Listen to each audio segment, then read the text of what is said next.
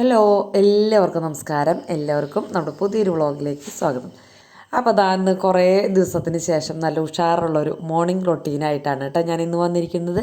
പിന്നെ ഗിഫ്റ്റ് കിട്ടിയതിൻ്റെ വിശേഷമൊക്കെ ലാസ്റ്റ് ഞാൻ ഉൾക്കൊള്ളിച്ചിട്ടുണ്ട്.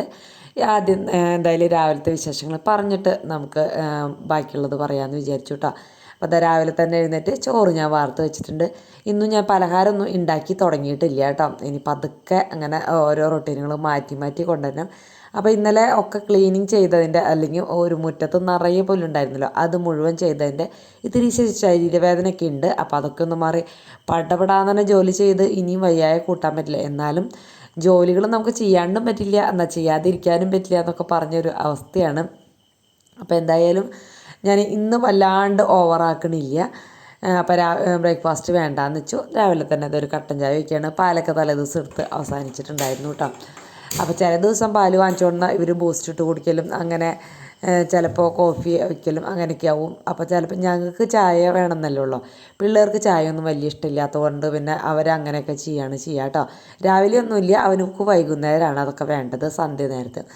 അപ്പോൾ അതാ ചേട്ടൻ എനിക്ക് മാങ്ങ ചെത്തി തന്ന് സഹായിക്കുന്നുണ്ട്. മാങ്ങക്കറിയാണ് കേട്ടോ ഒന്ന്. പിന്നെ അമരപ്പയർ മെഴുക്ക് വരട്ടിയാണ് ഉണ്ടാക്കുന്നത് കേട്ടോ.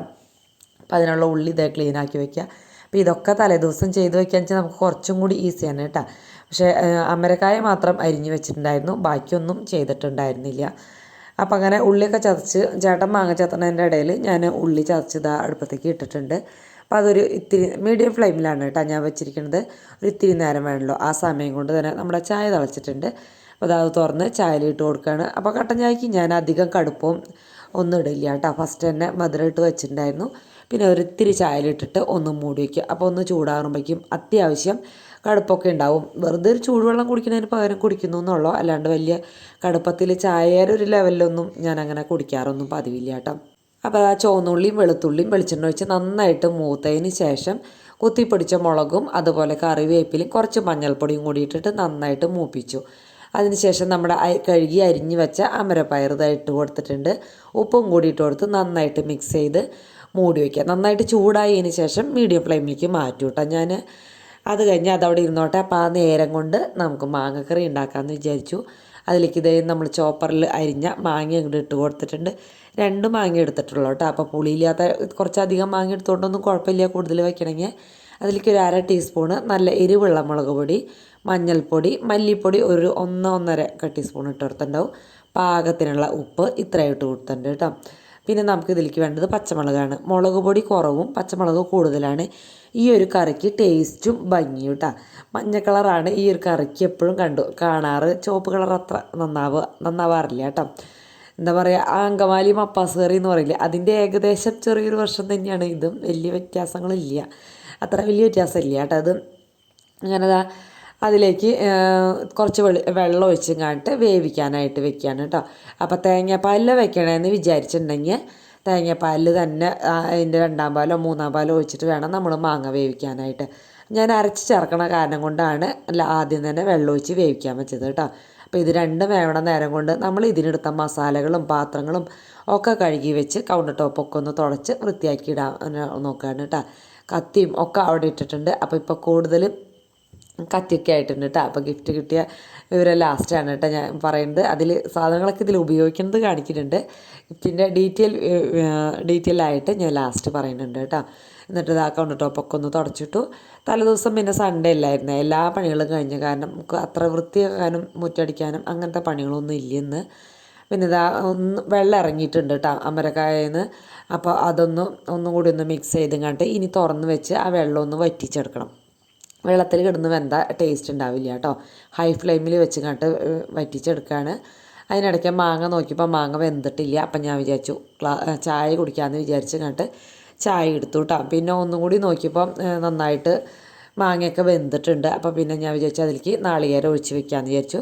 നാളികേരം അതിനിടയ്ക്ക് അരച്ചെടുത്തിട്ടുണ്ടായിരുന്നു കേട്ടോ. നാളികേരം മാത്രമാണ് അരച്ചത്. അപ്പോൾ അത് അതിലേക്ക് ഒഴിച്ചിങ്ങാട്ട് വല്ലാണ്ട് ലൂസാക്കണ്ട കേട്ടോ. മാങ്ങക്കറി അങ്ങനെ ഓവർ ലൂസൊന്നും വേണ്ട. ഇത്തിരി കുറുകി ഇരിക്കണം കേട്ടോ, കുറുതായി ഇരിക്കണം. ഈ ഒരു പരുവത്തിലേക്കാക്കി വീണ്ടും മൂടി വെച്ചു. നന്നായിട്ടൊന്ന് തിളച്ച് ഒന്ന് ചാറ് കുറുതായി എടുക്കണം.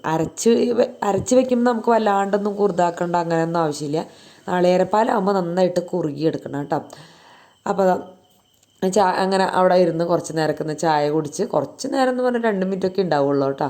അപ്പോഴേക്കും നമ്മുടെ മാങ്ങക്കറിയൊക്കെ തിളച്ചിട്ടുണ്ട്. അതൊന്ന് നന്നായിട്ടൊന്ന് മിക്സ് ചെയ്തു. നന്നായിട്ടൊന്ന് തിളയ്ക്കണമല്ലോ, പിന്നെ ചെറിയ ചട്ടി ആയതുകൊണ്ട് തന്നെ തിളച്ച് പോകുമെന്ന് ശ്രദ്ധിക്കണം. അപ്പോൾ അങ്ങനെ അത് റെഡി. അമരപ്പയർ ഒന്നും കൂടി ആവാനുണ്ട്, ഒന്നും കൂടി ഒന്ന് മിക്സ് ചെയ്ത് ഇട്ടു. അങ്ങനെ വെള്ളം നന്നായിട്ട് വലിഞ്ഞ് ആ വെളിച്ചെണ്ണ ഒന്ന് തെളിയണ പോലെ ആവണം, അപ്പോഴാണ് നല്ല ടേസ്റ്റ് ഉണ്ടാവുക കേട്ടോ. അപ്പോൾ അതാ മാങ്ങക്കറിയും അതുപോലെ വെന്തിട്ടുണ്ട്. ഇനി അതിലേക്ക് നമുക്ക് വറവിടണം. അപ്പോൾ അതാ ഒന്ന് മാറ്റി വെച്ച് ആ ചട്ടി വേറൊരു ചെറിയ ചട്ടി വെച്ച് അതിലേക്ക് വെളിച്ചെണ്ണ ഒഴിച്ച് നാളികേരക്കൊത്താണ് കേട്ടോ. നാളികേരക്കൊത്ത് ഇത്തിരി കൂടുതലിട്ടാൽ നല്ല അടിപൊളിയാണ് കേട്ടോ. പിള്ളേർക്ക് ആദ്യമൊന്നും നാളികേരക്കൊത്ത് കറികളിൽ ഇടുന്നത് ഇഷ്ടമുണ്ടായിരുന്നില്ല, ഇപ്പം എന്തോ വലിയ ഇഷ്ടമാണ്. അപ്പോൾ അങ്ങനെ അതിലേക്ക് നാളികേരക്കൊത്ത് ഒന്ന് ഫ്രൈ ആയി വരുമ്പോൾ കടുകും കൂടി ഇട്ട് കൊടുത്തു. പിന്നെ വറ്റൽമുളകും കറിവേപ്പിലും കൂടി ഇട്ട് കൊടുക്കുക കേട്ടോ.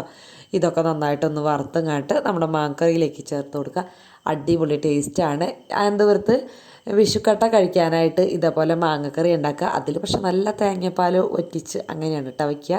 ഇത് പിന്നെ ഞാൻ ഇത്തിരി എളുപ്പത്തിന് വേണ്ടി അരച്ചെടുത്തു എന്ന് മാത്രം. നല്ല ടേസ്റ്റാണ്. അമരപ്പയറും ആ ഒരു നേരത്ത് തന്നെ വെന്തിട്ടുണ്ട് കേട്ടോ. അത് കഴിഞ്ഞത് ഒന്ന് തുടച്ചൊക്കെ എടുത്തു. അപ്പോൾ അങ്ങനെ പണികൾ കഴിഞ്ഞ് പിന്നെ ഇനിയിപ്പോൾ ചോറൊക്കെ പകർത്തൽ ചേട്ടൻ തന്നെ ചെയ്യും. അങ്ങനെ എല്ലാതും കൂടി ഏറ്റെടുത്ത് തുടങ്ങിയിട്ടില്ല കേട്ടോ.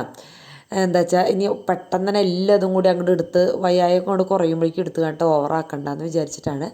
അപ്പോൾ ചോറിൽ ഒരു കയ്യിൽ എടുത്തിട്ടു. അതുപോലെ കറികളൊക്കെ എല്ലാത്തിലേക്കും ഓരോ കയ്യിൽ വിളമ്പാനൊക്കെ ആക്കി സെറ്റാക്കി വെച്ചു കേട്ടോ. എന്നിട്ട് പിന്നെ ഞാൻ ഒരു ഗ്ലാസ് കഞ്ഞിവെള്ളം ഉപ്പിട്ട് കുടിക്കുകയാണ്. പ്രഷർ നോർമലായോ എന്നറിയില്ല, ഒന്നും കൂടി ഒന്ന് ചെക്ക് ചെയ്യണം. ഇത്തിരി കുറവല്ലായിരുന്നു. പ്രഷർ കുറവുണ്ടായാലും അതുപോലെ വൈറ്റമിൻ ഡി കുറവുണ്ടായാലൊക്കെ തലവേദന വരും. ആ തലവേദന ഗുളിക കഴിച്ചാലൊന്നും മാറില്ല കേട്ടോ. ഇതൊക്കെ റെഡിയായാലും മാറുള്ളൂ. അങ്ങനെ ആ ജോലിക്കൊക്കെ പോയി. അപ്പോൾ ജോലിക്കിൻ്റെ സ്ഥലത്ത് അടുത്തുള്ളതാണ് കേട്ടോ തീവണ്ടിയൊക്കെ പോണത്. അപ്പോൾ ഞാനതിൽ നടന്നു പോയപ്പോൾ നമ്മുടെ ട്രെയിൻ പോകണപ്പോൾ ഒന്ന് പിടിച്ചതാണ് കേട്ടോ. നമുക്ക് കിട്ടിയ സമ്മാനം എന്താ ഇതാണ് കേട്ടോ. ഇത് മാത്രമല്ല കുറച്ചധികം സമ്മാനങ്ങളുണ്ട് ഗിഫ്റ്റായിട്ട് കിട്ടിയതാണ് കേട്ടോ. അപ്പോൾ അനിയുമാണ് അയച്ചു തന്നത്. അനിയന് ഒരുപാട് താങ്ക്സ്. അപ്പോൾ ദുബായിലാണ് കേട്ടോ അതിനുള്ളത്. നമ്മുടെ വാട്സപ്പിലൊക്കെ സംസാരിക്കാറുണ്ട്. അപ്പോൾ ഗിഫ്റ്റ് ഓരോന്നോരോന്നായിട്ട് കാണിക്കാം കേട്ടോ. കുറച്ചധികം ഗിഫ്റ്റ് ഉണ്ട് കേട്ടോ. അപ്പോൾ ആദ്യം വന്ന ഗിഫ്റ്റ് ഇതല്ല, ഇത് ഏറ്റവും അവസാനം വന്ന ഗിഫ്റ്റാണ്. അപ്പോൾ ഇതാ ഇങ്ങനെ 3 ഡപ്പകളാണ് കേട്ടോ. അങ്ങനെ എല്ലാത്തിനും അടപ്പൊക്കെ ആയിട്ട് 3 ഡപ്പകൾ.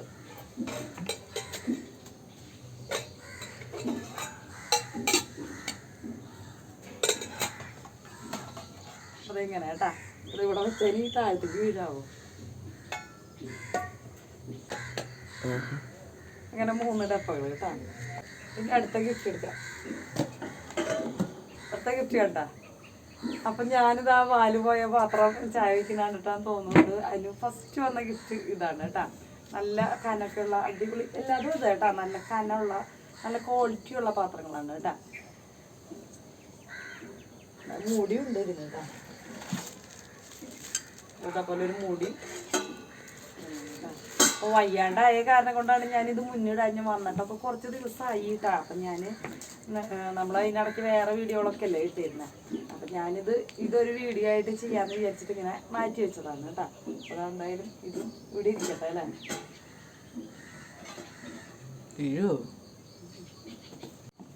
ഇനി അടുത്ത ഗിഫ്റ്റ് നോക്കാം കേട്ടോ.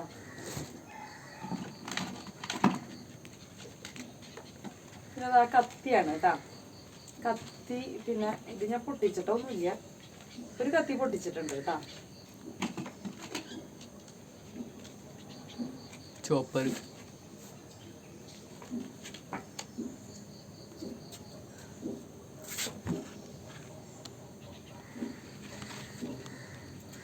ഒരെണ്ണം നല്ല മൂർച്ചയുള്ളത്, പിന്നെ 2 സിക്സാഗൊക്കെ പോലെ.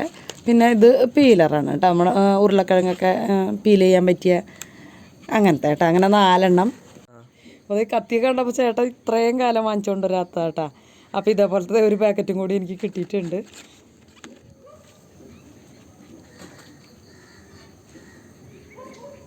ഇനി അടുത്ത ഗിഫ്റ്റാണ് കേട്ടോ, ഏറ്റവും വലിയ ഗിഫ്റ്റ്.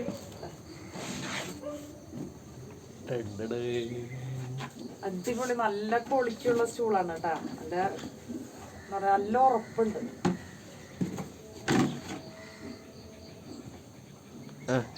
ബക്കറ്റൊക്കെ മാറ്റി വയ്ക്കുക, സ്റ്റൂളിലിരിക്കും. അപ്പോൾ നമ്മുടെ അടുക്കളയിലിട്ട് ഇരിക്കാനാണ് ഞാൻ ഉദ്ദേശിച്ചത്. പിന്നെ നമ്മൾ കൂർക്ക നന്നാക്കാനും മീൻ നന്നാക്കാനൊക്കെ ഇരിക്കുമ്പോഴാണ് ഇരിക്കാനായിട്ടാണ് അവൻ ഉദ്ദേശിച്ചതെന്ന് പറഞ്ഞു കേട്ടാ. വോയിസ് ഇട്ടുണ്ടായിരുന്നു വാട്സപ്പിൽ. അങ്ങനെ വാട്സപ്പ് നമ്പർ കൊടുത്ത കാരണം നമുക്ക് കുറേ കൂട്ടുകാരികളൊക്കെ കിട്ടിയിട്ടുണ്ട് കേട്ടോ. മുന്നേ വിത്ത് അയച്ചതും അനുവന്യാണ് കേട്ടോ. അപ്പം അത് ഇനി നമുക്ക് അടുത്ത ആഴ്ചയിൽ വേണം അതൊക്കെ ഒന്ന് റെഡിയാക്കാൻ. ഈ ആഴ്ച പറമ്പൊക്കെ ക്ലീൻ ആക്കിയില്ല. അപ്പം ഇനി വയ്യായിന്ന് വരില്ല എന്ന് പ്രതീക്ഷിക്കാല്ലേ. അങ്ങനെ വിചാരിച്ച് ഒരു മാസം ശരിക്കും വയ്യാണ്ടായി കേട്ടോ. എന്താ പറയുക, ഒരു മാസം വയ്യാണ്ടായപ്പോൾ എൻ്റെ വീടൊരു പരുവായിട്ടുണ്ടായിരുന്നു. അപ്പം അങ്ങനെ അപ്പോൾ നമ്മുടെ ഗിഫ്റ്റുകളൊക്കെ കൂട്ടുകാർക്കും ഇഷ്ടപ്പെട്ടു എന്ന് വിചാരിക്കുന്നത്. അടിപൊളി ഗിഫ്റ്റ് അല്ലേ, ആർക്കും ഇഷ്ടപ്പെടാണ്ടിരിക്കുക അല്ലേ. നല്ല ഗിഫ്റ്റ്. അപ്പോൾ അതിന് ഒരുപാട് താങ്ക്സ് കേട്ടോ. എന്താ പറയുക, എങ്ങനെയാണ് താങ്ക്സ് പറയേണ്ടതെന്ന് എനിക്കറിയില്ല. ഞാൻ സ്റ്റൂളിൽ ഇരുന്നിട്ടുണ്ട് കേട്ടോ. അപ്പോൾ കുഴപ്പമില്ല, അടിപൊളിയായി.